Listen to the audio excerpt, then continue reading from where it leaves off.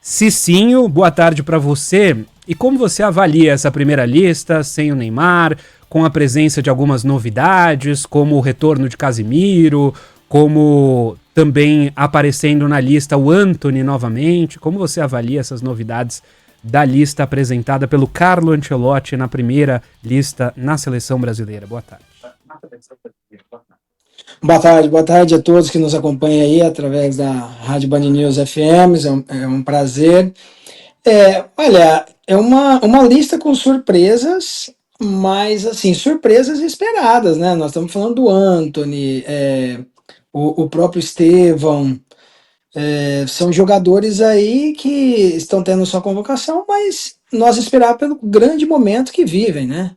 Então, essa primeira convocação, o que dá para a gente analisar é que não tem 100% do Ancelotti, até porque nós estamos acompanhando alguns jogadores aqui do Brasil, então o que foi passado para ele, para essa primeira convocação, foram peças pontuais, né? Então o mais importante nesse momento, logicamente, além da convocação, é a gente analisar a figura Ancelotti à frente da nossa seleção brasileira, né? Que traz esse brilho novamente, não que os outros não tinham, mas nós estamos falando de um dos melhores e maiores treinador de futebol do mundo. Então traz esse respeito, traz essa credibilidade, né?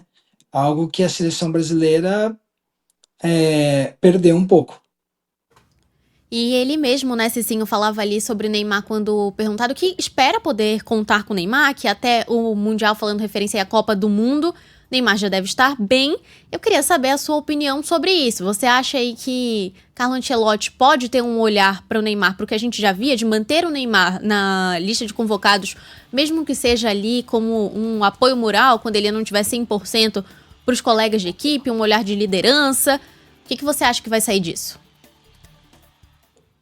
O Neymar dispensa comentário. O Neymar, com a camisa da seleção brasileira, ele sempre demonstrou, né, o empenho dele, e eu acho assim que ele tem que ser colocado numa prateleira fora disso que nós estamos vendo, porque o Neymar, 10%, ele é melhor do que os que jogam na posição dele, porque o Neymar é nível Cristiano Ronaldo e Messi. Lógico que nós estamos falando de uma questão de profissionalismo. Então, o Ancelotti, juntamente com a comissão técnica, vendo o momento também, muito provavelmente nisso, pensa no Santos, para que o Neymar tenha mais minutagem, adquira uma melhor forma física, porque o Neymar, 10%, com certeza, seria convocado.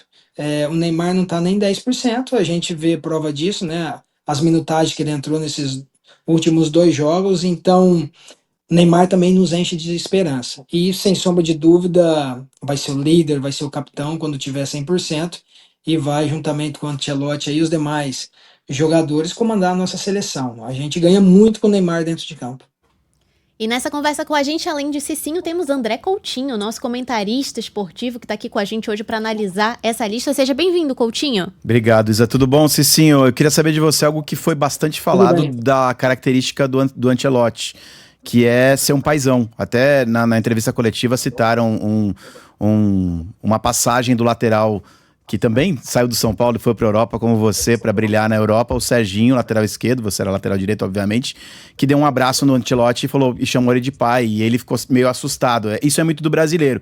E o Ancelotti é conhecido como ser, entre outras coisas, um técnico que conversa muito com os atletas, que explica as suas decisões. Mesmo aqueles atletas que não são utilizados têm um maior respeito pelo Ancelotti. Minha pergunta é muito direta para você, como um ex-atleta.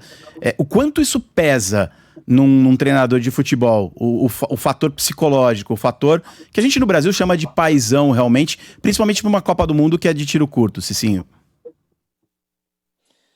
Lembrando que o pai também chama atenção, né? O pai dá uns puxãozinhos de orelha, o Ancelotti tudo essa calma aí à beira do campo, mas quando a gente conversa com ex-jogadores, diz que a cobrança dentro do vestiário é totalmente diferente. E isso demonstra ainda mais a grandeza, né? A sabedoria. Com certeza aprendeu durante o tempo, aprendeu com os erros, por isso que se tornou um dos maiores treinadores do mundo. E você tem uma figura, né, de uma pessoa que faz esse trabalho não somente dentro de campo, mas que cuida, que te auxilia fora de campo, isso é de suma importância. Eu até brinco, né? Quisera eu ter tido um treinador ao decorrer da minha carreira, como o Abel, que cobra muito, como o Ancelotti, assim, talvez minha carreira teria se prolongado um pouco mais. Eu estava precisando de um paizão, então não tinha nenhum pai que me chamava atenção. Então, o pai é isso, ele cobra também, ele cobra a questão do desempenho, da conduta, do profissionalismo, da liderança. E você pode ter certeza que com o Neymar vai ser assim, desde o goleiro até o atacante, vai existir essa cobrança, porque o relatório que a gente tem de Kaká, de Cafu, né, dos jogadores que trabalharam com ele, o próprio Ronaldo, é que ele demonstra essa tranquilidade. Eu acho que o chiclete acalma ele ali na beirada do campo, porque no vestiário ele chega a morder a língua, viu? Show, valeu, Cicinho.